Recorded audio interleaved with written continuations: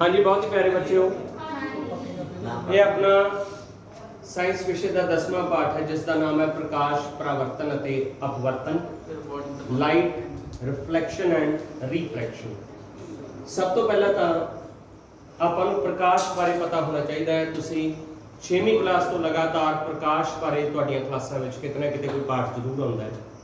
7ਵੀਂ ਦੇ ਵਿੱਚ ਵੀ ਪ੍ਰਕਾਸ਼ ਤੇ ਆਧਾਰਿਤ ਪਾਠ ਹੈਗਾ, 8ਵੀਂ 'ਚ ਵੀ ਹੈਗਾ।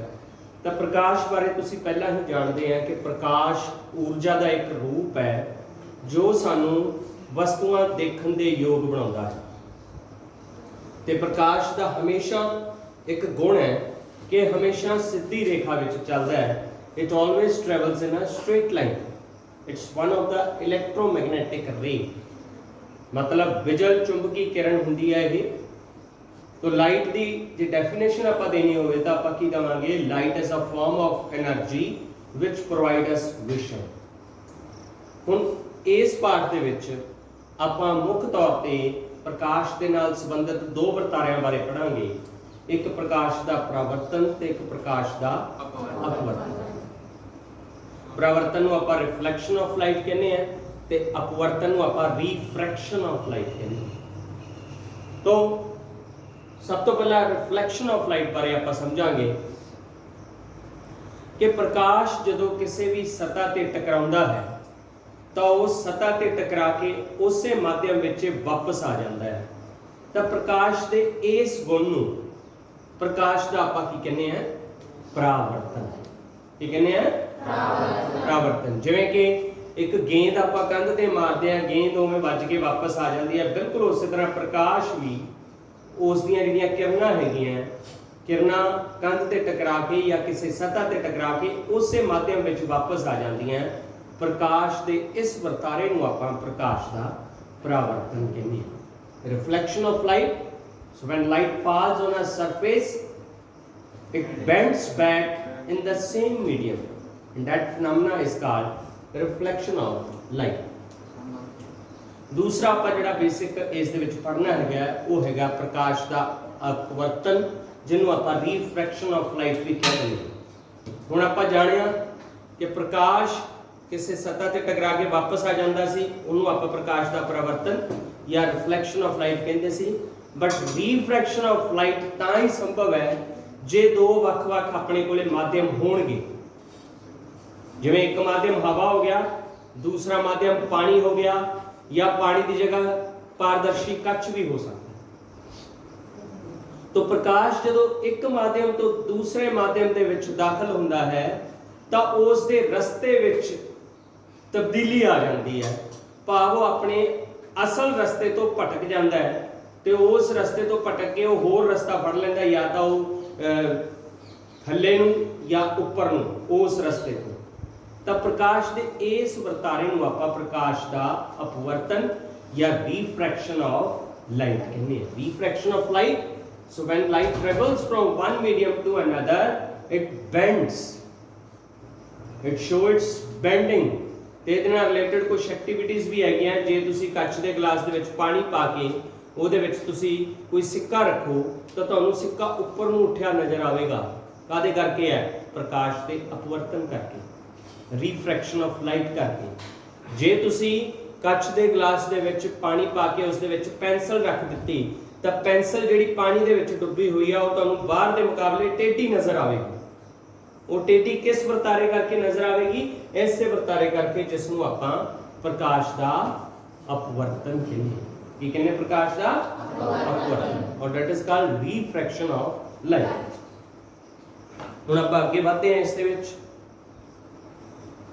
तो सब तो पहला कुछ टर्म्स हैगियां जिहड़ियां कि आपां नूं जाननियां जरूरी है, चाहे वो प्रकाश का अपवर्तन होवे चाहे वो प्रकाश का परावर्तन हो।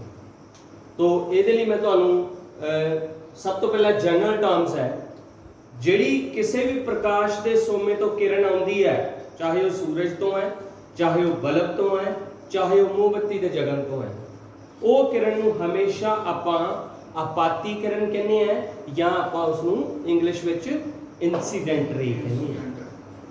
द लाइट रे that is emerging from the source of light ठीक है, the ray of light that falls on a reflecting surface. इसी तरह ये ਜਿਹੜੀਆਂ टर्म्स है रिफ्लैक्शन ऑफ लाइट ਨਾਲ ਸੰਬੰਧਿਤ है, ਇੱਥੇ रिफ्रैक्शन गलत लिखा हुआ है। इसी तरह ਜਿਹੜੀ रिफ्लैक्टेड रे है या ਜਿਹਨੂੰ ਆਪਾਂ ਕਿਹੜੀ किरण ਕਹਿੰਦੇ ਆ, परावर्तित किरण। ਕਿਹੜੀ? परावर्तित किरण। ਜਿਹੜੀ ਆਪਾਤੀ किरण ਕਿਸੇ सतह ਤੇ ਟਕਰਾਊਗੀ, ਟਕਰਾ ਕੇ ਉਸ ਤੋਂ ਜਿਹੜੀ किरण ਵਾਪਸ ਮੁੜੇਗੀ ਉਸੇ ਮਾਧਿਅਮ ਵਿੱਚ, उस किरण ਨੂੰ ਆਪਾਂ ਕਿਹੜੀ ਕਹਿੰਦੇ ਆ, परावर्तित किरण और reflected ray. The bounced ray from a surface at which incident ray strikes, the ray of light that is sent back by reflecting surface। तीसरी है नॉर्मल। नॉर्मल की ਹੁੰਦਾ है कि दो किरणा ਜਿਹੜੀ ਆਪਾਂ ਆਪਾਤੀ किरण ਕੀਤੀ ਹੈ ਤੇ ਪਰਾਵਰਤਿਤ किरण ਕੀਤੀ ਹੈ, ਉਹ ਜਿਹੜੀ ਸਤਹ ਤੇ ਟਕਰਾਈਆਂ, ਉਸ ਸਤਹ ਦੇ 90 ਡਿਗਰੀ ਤੇ ਆਪਾਂ ਨੂੰ ਇੱਕ किरण ਮੰਨਣੀ ਹੁੰਦੀ ਹੈ। ਉਸ किरण ਨੂੰ ਆਪਾਂ ਕੀ ਕਹਿੰਦੇ ਆ, ਅਭਿਲੰਬ, ਜਾਂ ਇੰਗਲਿਸ਼ ਵਿੱਚ ਆਪਾਂ ਉਹਨੂੰ ਕਹਿੰਦੇ ਆ normal. It is a line at a right angle to the reflecting surface to the point of incidence।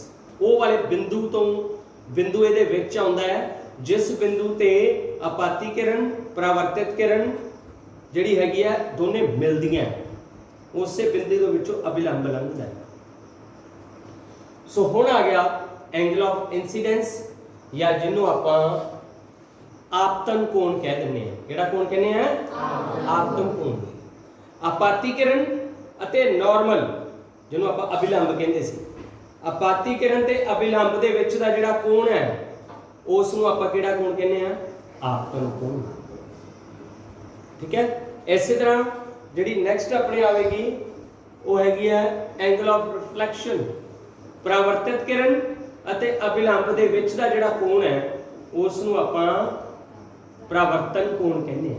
ਕਿਹੜਾ ਕੋਣ? ਪਰਾਵਰਤਨ ਕੋਣ ਜਾਂ ਐਂਗਲ ਆਫ ਰਿਫਲੈਕਸ਼ਨ।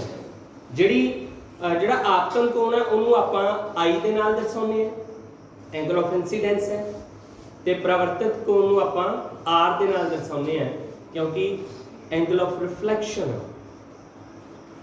ਇਸੇ ਤਰ੍ਹਾਂ ਇਹਦੇ ਵਿੱਚ ਆਬਜੈਕਟ, ਜਿਸ ਵਸਤੂ ਨੂੰ ਮੁੱਖ ਤੌਰ ਤੇ ਸਰੋਤ ਮੰਨਿਆ ਜਾਂਦਾ ਹੈ, ਜਿਸ ਦਾ ਪ੍ਰਕਾਸ਼ ਦਰਪਣ ਦੇ ਵਿੱਚ ਪੈਂਦਾ ਹੈ, ਜਿਸ ਤੋਂ ਪ੍ਰਕਾਸ਼ ਦੀਆਂ ਕਿਰਨਾਂ ਦਰਪਣ ਦੇ ਵਿੱਚ ਸਿੱਧੀਆਂ ਪੈਂਦੀਆਂ ਹਨ, ਉਹ ਵਾਲਾ ਜਿਹੜਾ ਆਪਾਂ ਉਸ ਸੋਰਸ ਨੂੰ ਜਿਹੜਾ ਆਪਾਂ ਮੰਨਿਆ ਗਿਆ ਜਿਸ ਦਾ ਪ੍ਰਤੀਬਿੰਬ ਦਰਪਣ ਵਿੱਚ ਬਣੇਗਾ। ਠੀਕ ਹੈ ਨਾ, ਉਸ ਮੁੱਖ ਸੋਮੇ ਨੂੰ ਆਪਾਂ ਕੀ ਕਹਿੰਦੇ ਆ? ਆਬਜੈਕਟ ਜਾਂ ਵਸਤੂ ਕਹਿੰਦੇ ਆ, ਜਿਸ ਦਾ ਪ੍ਰਤੀਬਿੰਬ ਦਰਪਣ ਤੇ ਬਣੇਗਾ। ਤੇ ਪ੍ਰਤੀਬਿੰਬ ਕੀ ਹੈ? ਜਾਂ ਜਿਹਨੂੰ ਆਪਾਂ ਇਮੇਜ ਕਹਿੰਦੇ ਆ, ਜਿਹੜੀ ਦਰਪਣ ਦੇ ਫਾਰਮ ਹੋਵੇਗੀ, ਪਰਦੇ ਤੇ ਬਣੇਗੀ ਜਾਂ ਦਰਪਣ ਦੇ ਵਿੱਚ ਸਾਨੂੰ ਦਿਖਾਈ ਦੇਵੇਗੀ। ਜਿਹੜੀ ਪਰਦੇ ਤੇ ਬਣੇਗੀ, ਸਕਰੀਨ ਤੇ ਜਾਂ ਦਰਪਣ ਦੇ ਵਿੱਚ ਸਾਨੂੰ ਦਿਖਾਈ ਦੇਵੇਗੀ, ਉਹ ਕੀ ਹੋਵੇਗਾ? ਪ੍ਰਤੀਬਿੰਬ ਜਾਂ ਇਮੇਜ। ਇਸ ਤਰ੍ਹਾਂ ਜਿਹੜੇ ਪ੍ਰਤੀਬਿੰਬ ਬਣਦੇ ਆ ਹਮੇਸ਼ਾ ਦੋ ਤਰ੍ਹਾਂ ਦੇ ਬਣਦੇ ਆ। ਇੱਕ ਹੁੰਦਾ ਅਸਲ ਪ੍ਰਤੀਬਿੰਬ, ਇੱਕ ਹੁੰਦਾ ਆਭਾਸੀ ਪ੍ਰਤੀਬਿੰਬ। ਆਭਾਸੀ ਪ੍ਰਤੀਬਿੰਬ ਜਿਹਦਾ ਸਿਰਫ ਆਭਾਸ ਹੁੰਦਾ ਹੈ, ਉਹ ਪਰਦੇ ਤੇ ਨਹੀਂ ਬਣਦਾ, ਅਸਲ ਵਿੱਚ ਉਹ ਕੋਈ ਪ੍ਰਤੀਬਿੰਬ ਨਹੀਂ ਹੁੰਦਾ। ਠੀਕ ਹੈ ਨਾ, ਤਾਂ ਉਸ ਪ੍ਰਤੀਬਿੰਬ ਨੂੰ ਆਪਾਂ ਵਰਚੁਅਲ ਇਮੇਜ ਵੀ ਕਹਿ ਦਿੰਦੇ ਆ ਜਾਂ ਉਸ ਨੂੰ ਆਪਾਂ ਆਭਾਸੀ ਪ੍ਰਤੀਬਿੰਬ ਕਹਿ ਦਿੰਦੇ ਆ। ਪਰ ਜਿਹੜਾ ਪ੍ਰਤੀਬਿੰਬ ਪਰਦੇ ਤੇ ਬਣਦਾ ਹੈ, ਜਾਂ ਆਪਾਂ ਥੀਏਟਰ ਵਿੱਚ ਫਿਲਮ ਦੇਖਣ ਜਾਂਦੇ ਆ ਤਾਂ ਸਕਰੀਨ ਦੇ ਉੱਤੇ ਜਿਹੜੀ ਫਿਲਮ ਆਪਾਂ ਦੇਖਦੇ ਆ ਉਹ ਪਰਦੇ ਦੇ ਉੱਤੇ ਉਸ ਦਾ ਪ੍ਰਤੀਬਿੰਬ ਬਣਿਆ ਹੁੰਦਾ ਹੈ, ਤਾਂ ਉਹ ਪ੍ਰਤੀਬਿੰਬ ਅਸਲ ਹੁੰਦਾ ਹੈ। ਕਿਹੜਾ ਪ੍ਰਤੀਬਿੰਬ ਹੁੰਦਾ ਹੈ? ਅਸਲ ਪ੍ਰਤੀਬਿੰਬ। And that is also called a real image that is directly formed on the screen।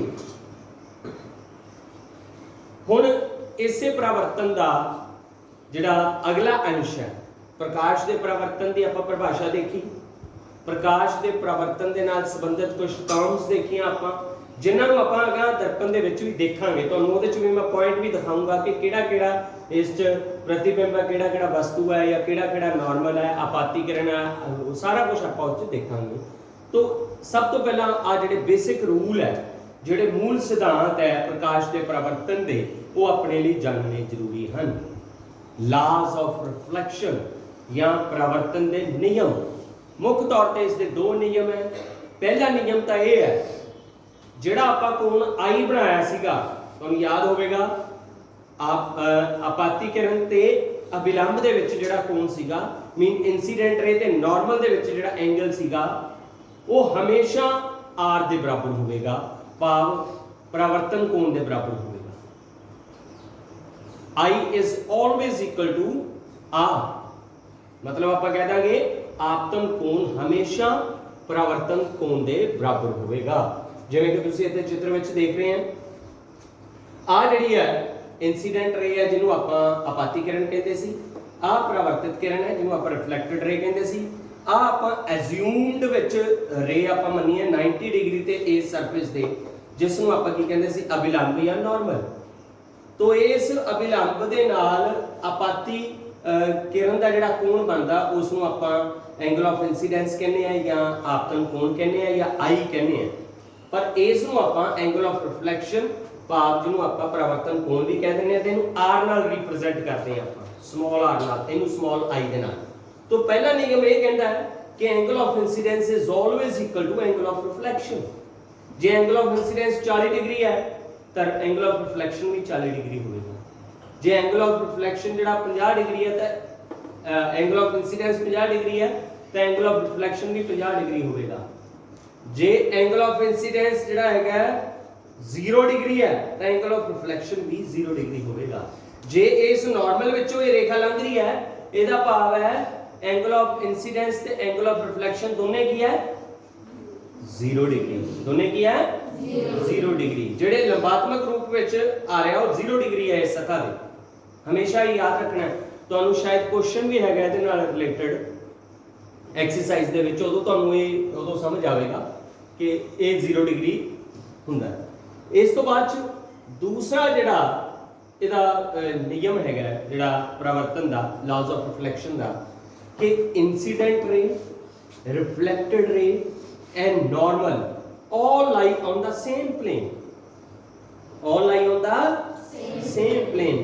मतलब चाहे अपनी ਆਪਾਤੀਕਰਨ ਹੋਵੇ, ਚਾਹੇ ਪਰਾਵਰਤਿਤ ਕਿਰਨ ਹੋਵੇ, ਚਾਹੇ ਅਬਿਲੰਬ ਹੋਵੇ, ਤਿੰਨੋਂ ਇੱਕੋ ਸਤ੍ਹਾ ਦੇ ਉੱਪਰ ਮੌਜੂਦ ਹੁੰਦੇ ਹਨ। ਪੁਆਇੰਟ ਆਫ ਇਨਸੀਡੈਂਸ ਤੇ ਇੱਕ ਖਾਸ ਬਿੰਦੂ ਤੇ ਮੌਜੂਦ ਹੁੰਦੇ ਹਨ। ਤੋ ਇਹ ਜਿਹੜਾ ਦੂਸਰਾ ਨਿਯਮ ਹੈ ਕਿਹਦਾ, ਆਪਣਾ ਪ੍ਰਕਾਸ਼ ਦੇ ਪਰਾਵਰਤਨ ਦਾ।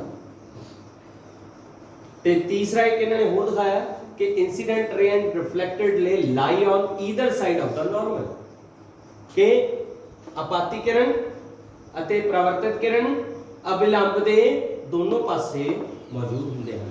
ਵੈਸੇ ਇਹ ਵਾਲੇ ਨੂੰ ਜ਼ਿਆਦਾ ਇੰਪੋਰਟੈਂਸ ਨਹੀਂ, ਤੁਹਾਨੂੰ ਆਹ ਦੋਨੇ ਜਿਹੜੇ ਪਹਿਲੇ ਦੋ ਪੁਆਇੰਟ ਹੈ ਇਹ ਚੰਗੀ ਤਰ੍ਹਾਂ ਯਾਦ ਹੋਣੇ ਚਾਹੀਦੇ। ਪਹਿਲਾ ਪੁਆਇੰਟ ਆਪਾਂ ਕੀ ਦੇਖਿਆ ਕਿ angle of incidence is always equal to angle of reflection. Second ਆਪਾਂ ਦੇਖਿਆ ਇਨਸੀਡੈਂਟ ਰੇ, the reflected ray and the normal to the mirror at the point of incidence all lie on the same plane। तो ये अपने प्रकाश के परिवर्तन के दो नियम सीगे। हुण अपने कोले जिहड़े आपां प्रतिबिंब बनाउणे हैगे आ, सब तो पहला आपां जिस शीशे दे विच सवेरे शक्ल देख के आने हैं उस नूं आपां समतल दर्पण कहने हैं। किहड़ा दर्पण कहने हैं? समतल दर्पण।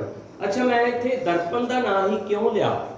क्योंकि परावर्तन दे नाल संबंधित जिहड़े यंत्र काम करनगे वो दर्पण है, पर अपवर्तन दे नाल जिहड़े आपां संबंधित यंत्रां दे बारे आपां पढ़ांगे वो लेंस होणगे।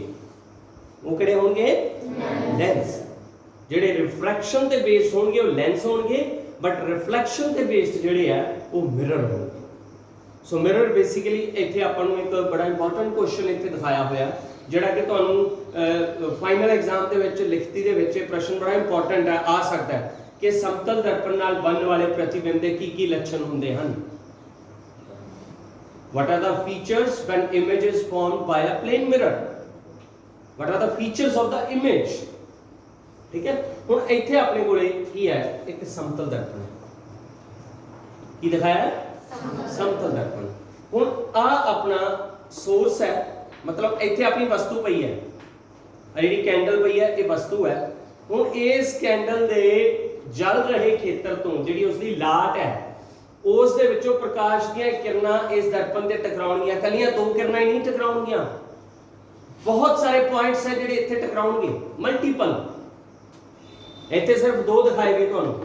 ਇਹ ਕਿਰਨਾਂ ਉਸसे ਟਕਰਾ ਕੇ ਪਹਿਲਾਂ ਤਾਂ ਇੱਥੇ ਟਕਰਾਈ, ਫਿਰ ਇੱਕ ਕਿਰਨ ਇੱਥੇ ਟਕਰਾਈ ਹੈ, तो दोनों के सतह ते नॉर्मल बन जाएंगे।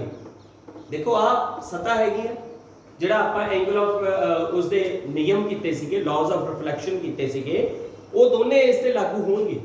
पहला तो आह जिहड़ी अपनी वो सतह हैगी है जिस ते दोने किरणां आउणगीਆਂ। सो एक किरण इत्थे टकरा गई, इत्थे अपना नॉर्मल मन्निया जाएगा। इस नॉर्मल दे नाल ओने कोण ते ही किरण जिहड़ी है परावर्तित हो जाएगी ते अपनी अख विच वो प्रकाश दाखिल हो जाएगा। इस किरण का भी, फिर इस किरण का भी उस तरह नॉर्मल नाल इधरों परावर्तित किरण अपनी अख विच दाखिल हो जाएगी। तो इन्हां दोनों दे जिहड़े कोण है, angle of incidence is always equal to angle of reflection. भाव आपतन कोण हमेशा परावर्तन कोण के बराबर होगा। पहला नियम तो इहदे च यही लागू हो गया। दूसरा लॉ ऑफ रिफ्लेक्शन किया कि incident ray, reflected ray and normal all lie on the same plane, वो भी इस तरह लागू होता है। तो इस तो जिन्नियां भी किरणां परावर्तित होकर अख विच दाखिल होणगीਆਂ, ਇੱਥੇ सिर्फ दो दिखाईਆਂ जा रही, पर तुसी इत्थों भी एक किरण जिहड़ी है इत्थों भी बन सकती है। किसी भी पॉइंट तो वो किरण अपनी अख विच दाखिल हो सकती है, पर अपनी अख नूं ये प्रतिबिंब कित्थे दिखाई देवेगा? इधर नहीं दिखाई देवेगा, क्योंकि अपनी अख इधर है। आपां नूं ऐ लगेगा जिवें आह किरणां जिहड़ियां इधरों आ रहीआं दोने, तां जिहड़े पासों वो किरणां आ रहीआं उस पासे वस्तु का की बन जाएगा? प्रतिबिंब बन जाएगा, जिहड़ा कि कित्थे होवेगा? दर्पण दे अंदर। दर्पण दे अंदर, क्योंकि दर्पण दे अंदर बने इसलिए प्रतिबिंब की होवेगा? असल होवेगा कि आभासी होवेगा? आभासी होवेगा, mean virtual image. It can't be taken on the screen. That's why it's a virtual image. ठीक है? तो इस दे हुण किहड़े-किहड़े गुण होणगे? पहली गल तां कि ये सीधा बनिया कि उल्टा बनिया? सीधा प्रतिबिंब है। लाट ऊपर सी इधर भी ते इधर भी लाट ऊपर है। तो पहला गुण इसका यह होगा कि प्रतिबिंब आभासी अते सीधा बनेगा जदों आपां समतल दर्पण राही प्रकाश का परावर्तन करते हैं। ठीक है? दूसरा पॉइंट इसका की होगा, तुसी ये दोनों के साइज बारे देखो कि दोनों का साइज इक्को जिहा कि वख-वख है? इक्को जिहा। तां इस तो भाव जिन्ना वस्तु का आकार है उन्ना ही प्रतिबिंब का आकार दर्पण विच दिखाई देगा। The image is of same size of the object। ठीक है? तीसरा पॉइंट है, इन्हां दोनों की दूरी बराबर है कि वख-वख है? बराबर है। जिन्नी दर्पण ते वस्तु की दूरी होगी उन्नी ही दर्पण ते प्रतिबिंब की दूरी होगी। The distance of mirror to object and mirror to image always remains same. ठीक है? चौथा पॉइंट जिहड़ा इस विच हैगा that is lateral inversion. Lateral inversion mean पासवा परिवर्तन। केड़ा परिवर्तन? पासवा परिवर्तन। मतलब जे आपां वो समतल दर्पण दे विच अपना सज्जा हथ दिखावांगे ना तां आपां नूं दर्पण विच वो अपने खब्बे हथ वर्गा दिखाई देवेगा। मीन जिहड़ी राइट इमेज है वो लेफ्ट इमेज बन जाएगी, या जे लेफ्ट इमेज है वो राइट इमेज बन जाएगी। That is called lateral inversion, या जिन्हों आपां पंजाबी विच पासवा परिवर्तन कहते हैं। ठीक है? तो ये चार गुण है। इस तो अलावा दो गुण होर है। पहली पंजवां गुण जिहड़ा हैगा कि फोकस दूरी समतल दर्पण की हमेशा अनंत होवेगी। फोकस दूरी हमेशा अनंत होवेगी। तुसी दर्पण दे विच सूरज की फोटो भी देख सकते हैं, चंद्रमा की फोटो भी देख सकते हैं, तो इवन तुसी तारे भी देख सकते हैं। तारे बहुत दूरी ते है, तुसी आप देख लो भी उन्होंने कितनी दूर तो उसकी जिहड़ी दूरी हैगी है उस वस्तु का प्रतिबिंब अपने दर्पण विच बनते है। फोकस दूरी की हुई उन्होंने अनंत, infinity. Focal length is infinity. Infinity आपां उहनूं कहते हैं जिहदी दूरी मापी नहीं जा सकती। ठीक है? तो एक पॉइंट इसका होर है कि जिमें जिमें आप वस्तु को पिछे करते जावांगे उवें उवें दर्पण दे विच वस्तु का प्रतिबिंब जिहड़ा वो भी छोटा हुंदा जाएगा। As we kept moving away from the mirror, ठीक है, our size getting diminished slowly slowly, हौली हौली जिमें जिमें आप दूर जाते जावांगे दर्पण तो अपना प्रतिबिंब होर छोटा हुंदा जाएगा। यही कारण है कि दूर दीयां वस्तुआं जिहड़ियां हैगियां वो भी आपां नूं जे आप दर्पण दे विच चंद्रमा देखिए, सूरज देखिए या तारे देखिए तो आपां नूं उन्हां दे साइज़ दे हिसाब नाल दिखी जाणगे। तारे क्योंकि बहुत दूर है इस करके वो छोटे दिसणगे, चंद्रमा उहदे मुकाबले नेड़े है इस करके वो वड्डा दिसेगा। तो उत्थों पॉइंट क्लीयर होना चाहिए है कि जिवें जिवें आप दर्पण तो दूर जाते जावांगे वस्तु दे विच अपना प्रतिबिंब जिहड़ा हैगा वो भी छोटा हुंदा जावेगा। तो ये 6 पॉइंट्स है जिहड़े जदों समतल दर्पण दे नाल वस्तु का प्रतिबिंब बनाया जाता है तो उसके किहड़े-किहड़े लक्षण, what are the features when image is formed by a plane mirror. तो ये अपना इंपॉर्टेंट एस्पेक्ट सीगा। हुण आपां गल करांगे गोलाकार दर्पणां दी जिन्हां नूं आपां स्फेरिकल मिरर्स भी कह दिंदे हां। की कह दिंदे हां? Spherical mirrors. इन्हां नूं स्फेरिकल मिरर्स क्यों कहा जाता है? क्योंकि इन्हां मिरर्स नूं एक गोलाकार स्फीयर दे विचों कट के तैयार किया जाता है। जिवें गेंद है, गेंद दे विच मिरर दे साइज दे छापे मार के ਉਹਦੇ ਚੋਂ अवतल या उत्तल दर्पण कड्ढे जा सकते। कच की गेंद हुंदी है एक जिस विच एक जिवें गिलास दे टिप नूं गर्म करके उस तरह ਉਹਦੇ ਵਿੱਚ इंसर्ट करते हैं तो ਉਹਦੇ ਚੋਂ ऑटोमैटिकली अवतल ते उत्तल दर्पण जिहड़े आ ਉਹ बाहर निकल जाते हैं। तो इस तरीके नाल आपां उन्हां दर्पणां नूं उस गोलाकार घेरे विचों वख कर सकते हैं। तो गोलाकार घेरे चों निकलन करके इन्हां दा आकार भी गोल हुंदा है ते वैसे भी ये बिल्कुल स्ट्रेट नहीं हुंदे, समतल नहीं हुंदे, किते ना किते इन्हां विच बेंड हुंदा है उस स्फीयर दे करके, उस गोलाकार सतह दे करके। तो हुण सब तो पहले तो दर्पण की परिभाषा की हुंदी है, what is the definition of a mirror.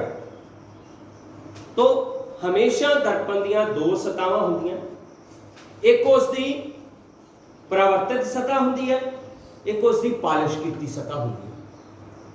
जे दर्पण आपां देखिए तो दर्पण दे विच आपां नूं दो सतहां नज़र आउणगीआं, एक पिछले पासे संतरी रंग कीता हुंदा है ते एक सतह जिहड़ी है सिल्वर कोटी हुंदी है जिधर जिहदे विच आपां शक्ल देखदे हां वो परावर्तित सतह है, ठीक है, या जिन्हों आपां रिफ्लैक्टिंग सरफेस कहने हैं। किहड़ा सरफेस कहने हैं? रिफ्लैक्टिंग सरफेस। तो मिरर की डेफिनेशन या दर्पण की परिभाषा की है? कच का अजिहा गोलाकार हिस्सा जिसकी एक सतह पॉलिश की हुई अते दूसरी परावर्तक होती है। Mirror is a glass, is a spherical glass whose one surface is reflecting, other is polished। तो हुण अपने कोले दर्पण दो तरह के होंगे हैं, एक अवतल दर्पण ते एक उत्तल दर्पण। सो जिहड़ा अवतल दर्पण है, जे तुहाडे कोले किसी कोले चम्मच होवे तो चम्मच दे विचों आपां तिन्ने तरह के दर्पण देख सकते हैं। चम्मच का जिहड़ा हिस्सा जिस विच आपां दाल पाउने हैं वो अंदर नूं डुब्बिया हुंदा है, परावर्तक सतह उसकी अंदर नूं डुब्बी हुंदी है, वो वाला किहड़ा दर्पण बन जाता है? अवतल दर्पण। किहड़ा दर्पण? अवतल दर्पण, या जिन्हों आपां कॉनकेव मिरर कहने हैं। चम्मच का थल्ला हिस्सा वो उत्तल दर्पण बन जाता है क्योंकि उसकी जिहड़ी परावर्तक सतह वो बाहर नूं उपर नहीं है, वो उत्तल दर्पण बन जाता है। ते जिहड़ी उसकी डंडी हुंदी है वो बिल्कुल स्ट्रेट हुंदी है, वो समतल दर्पण बन जाती है। तो उस चम्मच दे विचों आपां तिन्ने तरह के दर्पण देख सकते हैं। जे अपने कोले दर्पण नहीं मौजूद तो आपां चैक कर सकते हैं। ਉਹਦੇ ਤੁਸੀਂ ਜੇ ਚਮਚ ਬਿਲਕੁਲ ਨਵਾਂ ਲਿਆ ਨਾ, ਤੁਸੀਂ ਸ਼ਕਲ ਦੇਖ ਕੇ ਉਹਦੇ ਵਿੱਚ ਜਦੋਂ ਪ੍ਰਤੀਬਿੰਬ ਬਣਨਗੇ ਤੁਹਾਡੇ, ਉਹਦੇ ਤੋਂ ਵੀ ਤੁਹਾਨੂੰ ਮਹਿਸੂਸ ਹੋ ਜਾਏਗਾ ਕਿ ਅਵਤਲ ਹੈ ਕਿ ਉੱਤਲ ਹੈ। ਜੇ ਤੁਸੀਂ ਉਸ ਦੇ ਖਾਣ ਵਾਲੇ ਪਾਸੇ ਜਿਸ 'ਚ ਦਾਲ ਪਾਉਂਦੇ ਆ ਉਸ ਵਿੱਚ ਦੇਖੋਗੇ ਤਾਂ ਤੁਹਾਨੂੰ ਆਪਣਾ ਪ੍ਰਤੀਬਿੰਬ ਵੱਡਾ ਦਿਖਾਈ ਦੇਵੇਗਾ। ਤਾਂ ਉਸ ਤੋਂ ਤੁਸੀਂ ਅੰਦਾਜ਼ਾ ਲਾ ਲੈਣਾ ਕਿ ਅਵਤਲ ਦਰਪਣ ਦੇ ਵਿੱਚ ਹਮੇਸ਼ਾ ਜਿਹੜਾ ਪ੍ਰਤੀਬਿੰਬ ਵੱਡੇ ਆਕਾਰ ਦਾ ਬਣਦਾ ਹੈ, ਪਰ ਉੱਤਲ ਦਰਪਣ ਦੇ ਵਿੱਚ ਜੇ ਪਿਛਲੇ ਪਾਸੇ ਦੇਖਾਂਗੇ ਆਪਾਂ ਨੂੰ ਆਪਣੀ ਸ਼ਕਲ ਛੋਟੀ ਦਿਖਾਈ ਦੇਵੇਗੀ। वो उत्तल दर्पण का गुण है। ठीक है, तो कॉनकेव मिरर की है, it's reflecting surface curved inwards. अवतल दर्पण की जिहड़ी परावर्तक सतह है हमेशा अंदर नूं मुड़ी हुंदी है, बट कनकेव मिरर की परावर्तक सतह बाहर नूं हुंदी है, बाहर नूं उभरवी हुंदी है, that is curved outward. Convex mirror जिन्हों आपां उत्तल दर्पण कहते हैं।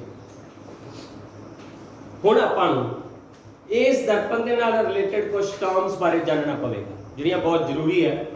तुहानूं पेपर दे विच 1 या 2 नंबर के इस नाल संबंधित प्रश्न जरूर आ सकते हैं। तो आपां पॉइंट्स देखांगे, किहड़े-किहड़े पॉइंट्स बारे आपां पढ़ांगे। सेंटर ऑफ करवेचर जिन्हों आपां वक्रता केंद्र कहने हैं, फोकस बारे करांगे, इनू आपां पंजाबी च भी फोकस कहने हैं, मुख फोकस या प्रिंसीपल फोकस। दैन आ गया प्रिंसीपल एक्सिस जिन्हों आपां मुख धुरा कहने हैं। दैन आ गया पोल जिन्हों आपां शीर्ष कहने हैं। दैन आ गई फोकल लेंथ जिन्हों आपां फोकस दूरी कहने हैं। दैन आ गया रेडियस ऑफ करवेचर जिन्हों आपां वक्रता अर्ध व्यास कहने हैं। ठीक है, हुण इन्हां 6 ਦੀਆਂ 6 टर्म्स ਨੂੰ मैं ਤੁਹਾਨੂੰ डायग्राम ਦੇ ਵਿੱਚ ਸਮਝਾਵਾਂਗਾ। ध्यान ਨਾਲ देखो, ਆਹ ਕਨਵੈਕਸ ਮਿਰਰ ਦਿਖਾਇਆ ਹੈ ਤੇ ਆਹ ਕਨਕੇਵ ਮਿਰਰ ਦਿਖਾਇਆ ਹੈ। देखो ये चैप्टर ਤੁਸੀਂ ਅਪ੍ਰੈਲ ਮਈ ਦੇ ਸਿਲੇਬਸ 'ਚ ਕਰ ਚੁੱਕੇ ਹੋ, क्योंकि नैस के पेपर ਦੇ ਵਿੱਚ ਇਹ ਚੈप्टर ਆਉਣਾ ਹੈ। ਇਸ ਕਰਕੇ मैं ਤੁਹਾਨੂੰ ਦੁਬਾਰਾ ਇਹ ਚੈप्टर ਸਾਰਾ ਸਮਝਾ ਰਿਹਾ, ਇੱਕ ਉਹਦੀ ਦੁਹਰਾਈ ਦੇ ਪਰਪਸ ਨਾਲ। ठीक है, ताकि ਤੁਹਾਨੂੰ ਹੋਰ ਕਲੈਰੀਫਾਈ ਹੋ ਜੇ ਵੀ ਨੈਸ ਦੇ ਪੇਪਰ 'ਚ ਤੁਹਾਡੀਆਂ ਕਨਸੈਪਟਸ ਜਿਹੜੀਆਂ ਕਲੀਅਰ ਹੋਣੇ। ਇਸ ਤੋਂ ਪਹਿਲਾਂ ਤੁਹਾਨੂੰ ਇਲੈਕਟ੍ਰਿਸਿਟੀ ਵਾਲਾ ਤੇ magnetic effects of electric current ਉਹ ਸਮਝਾ ਚੁੱਕੇ ਹਾਂ, ਉਹ ਵੀ ਉਸ ਦੇ ਵਿੱਚ ਆਉਣਾ। ठीक है, शॉर्ट टर्म ਦੇ ਵਿੱਚ ਇਹ ਤੁਹਾਨੂੰ ਸਮਝਾ ਰਹੇ ਹਾਂ, ਇਸ ਕਰਕੇ ਇਸ ਨੂੰ ਸਮਝਣਾ ਜ਼ਰੂਰੀ ਹੈ। तो सब तो पहला आप उत्तल दर्पण बारे गल करांगे। उत्तल दर्पण देखो ध्यान नाल, आ अपना कॉन्वैक्स मिरर है जिस दे विच जे तुसीं देखिया होवे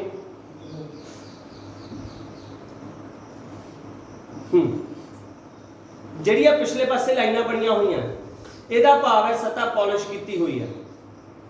की कीती हुई है?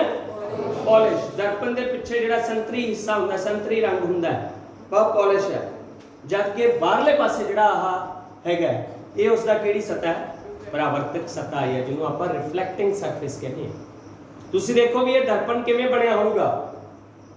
आ एक पूरा कच्च का गोला है, वो कच्च का गोला अंदरले पासे संतरी रंग नाल पेंट किया होया, मीन उसकी पॉलिश सतह बनाई हुई है, पर बाहरले पासे उसकी सिल्वर रिफ्लैक्टिंग सरफेस है।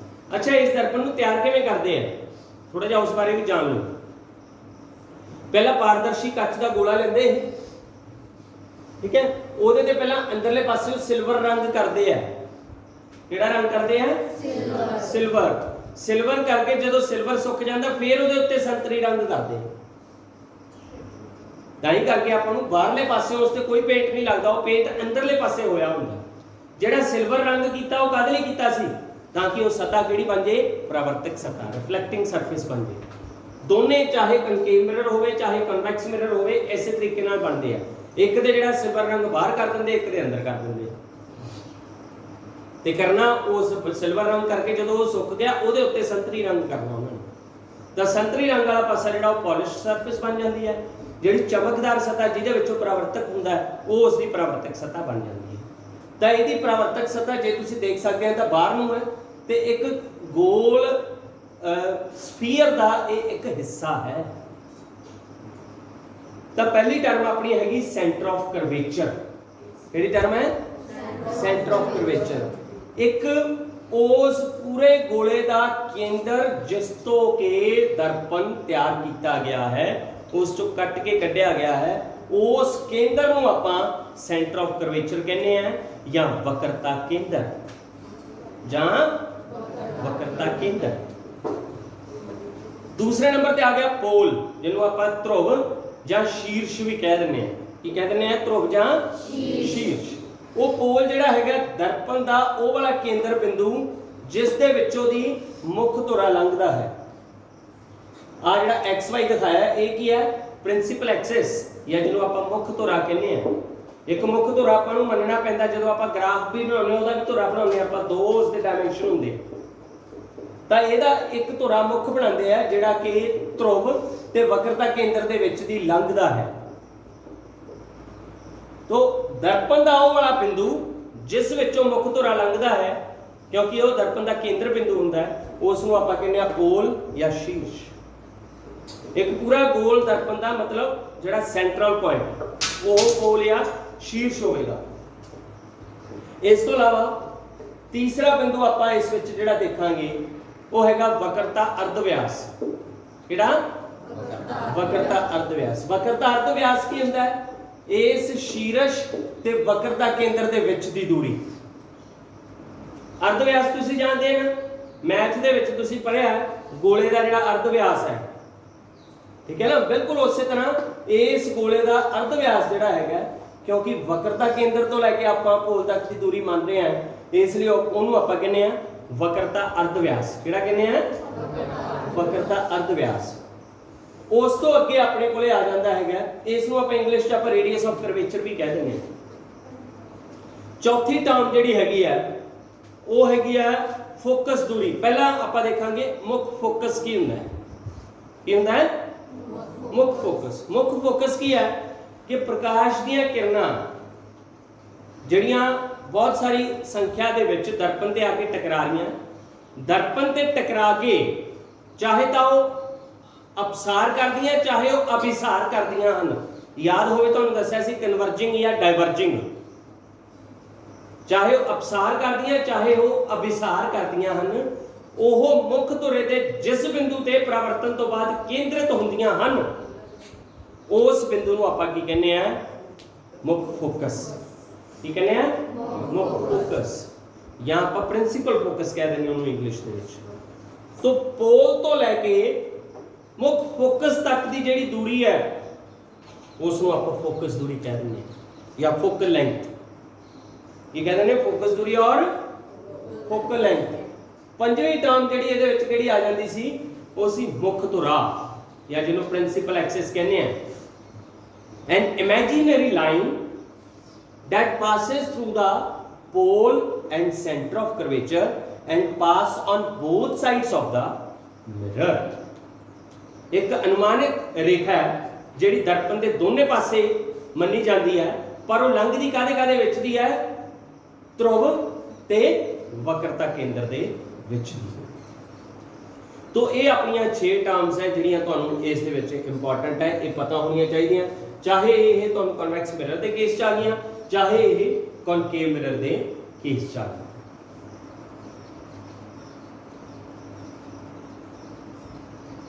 हाँ जी, जिहड़ा मैं मुख फोकस की गल कर रहा सी, ਇਹ ਹੁਣ ਮੁੱਖ ਫੋਕਸ ਦੀ ਪਰਿਭਾਸ਼ਾ ਤਾਂ ਕਾਮਨ ਤਾਂ ਸੇਮ ਹੀ ਹੈ, ਪਰ ਪੇਪਰ ਦੇ ਵਿੱਚ ਆਪਾਂ ਨੂੰ ਅਵਤਲ ਦਰਪਣ ਦਾ ਤੇ ਉੱਤਲ ਦਰਪਣ ਦਾ ਫੋਕਸ ਵੱਖ-ਵੱਖ ਆ ਸਕਦਾ ਹੈ। ਠੀਕ ਹੈ, explain principal focus of a concave mirror और explain focus of a convex mirror. दोनों केसां दे विच की हुंदा? हुण देखो, सब तो पहला केस मैं तुहानूं अवतल दर्पण दा दिखा रहा या जिन्हों आपां कनकेव मिरर कहने हैं। उस दा मुख फोकस किवें बनदा है? देखो, प्रकाश दी किरणां आके उस दे पूरे हिस्से ते टकरा रहीआं। अच्छा, हुण एक पूरे दा पूरा एक दर्पण दा पूरा हिस्सा, एक डेफिनेशन तुहानूं पिछले च आई नहीं, वो दसदा। ਉਹਨੂੰ ਆਪਾਂ ਕਹਿੰਦੇ ਆ ਅਪਰਚਰ। ਕੀ ਕਹਿੰਦੇ ਆ ਉਹਨੂੰ? ਅਪਰਚਰ। ਜਾਂ ਉਹਨੂੰ ਪੰਜਾਬੀ ਵਿੱਚ ਆਪਾਂ ਕਹਿੰਦੇ ਆ ਦੁਆਰਕ। ਕੀ ਕਹਿੰਦੇ ਆ? ਦੁਆਰਕ। ਮਤਲਬ ਪੂਰੇ ਦਾ ਪੂਰਾ ਦਰਪਣ, ਪੂਰਾ ਹਿੱਸਾ ਜਿਹੜੀ ਉਸ ਦੀ ਪਰਾਵਰਤਕ ਸਤ੍ਹਾ ਹੈਗੀ ਆ, ਉਹਨੂੰ ਪੂਰੇ ਦੇ ਪੂਰੇ ਹਿੱਸੇ ਨੂੰ ਆਪਾਂ ਦੁਆਰਕ ਕਹਿੰਦੇ ਆ। A full reflecting surface of a mirror is called its aperture। दर्पण की पूरी वो सतह जिस विचों प्रकाश का परिवर्तन होता है उसनूं आपां की कहने हैं? द्वारक। हुण जदों प्रकाश दीयां सारियां किरणां द्वारक ते टकराउंदियां तां परिवर्तन तो बाद यह मुख धुरे दे एक बिंदु ते केंद्रित हो रहीआं। उस बिंदु नूं आपां पहलां ही पढ़ चुके हैं, की कहंदे सी? मुख फोकस। ये मुख फोकस किहदा है? अवतल दर्पण दा। किहदा? अवतल दर्पण दा। क्योंकि ये स्क्रीन ते लिया जा सकता है, इस करके इसका प्रतिबिंब जिहड़ा हैगा असल बनेगा। पर जे आपां उत्तल दर्पण के केस च देखिए, देखो उत्तल दर्पण के केस च प्रकाश दी किरणां उत्तल दर्पण ते टकराईआं। उत्तल दर्पण नूं आपां किहड़ा दर्पण कहने हैं? अपसारी दर्पण। किहड़ा दर्पण? अपसारी। और डाइवर्जिंग मिरर। पर अवतल दर्पण नूं आपां किहड़ा कहने आ, अपसारी या कन्वर्जिंग, इहनूं आपां नहीं इहनूं अभिसारी एंड कन्वर्जिंग या कन्वर्जिंग, इहनूं आपां कहने आ अपसारी या डाइवर्जिंग। तो इहदे ते जदों प्रकाश दीयां किरणां टकराईयां तां इधर नहीं आउणगीਆਂ, ਇਹ उधरले पासे अपसार कर जाणगीਆਂ, खिलर जाणगीਆਂ, पर अपनी अख नूं ਇਹ किरणां इधरले पासे एक बिंदु ते मिलदियां होईयां दिखाई देणगीਆਂ, तां दर्पण दे अंदर उसका प्रतिबिंब बनेगा। तां ਇਹਦਾ ਜਿਹੜਾ फोकस है, प्रिंसीपल फोकस है या जिन्हों आप मुख्य फोकस कहने हैं, वो की होवेगा, आभासी होवेगा या वर्चुअल जिन्हों आप कह दिंदे हैं, आभासी या वर्चुअल। तो ये अपने कोले प्रिंसीपल फोकस सी किदा कन्वैक्स मिरर ते कनकेव मिरर दा। तां अज दे लैक्चर च इन्ना ही बहुत है, बाकी आप कल दे लैक्चर च पढ़ांगे।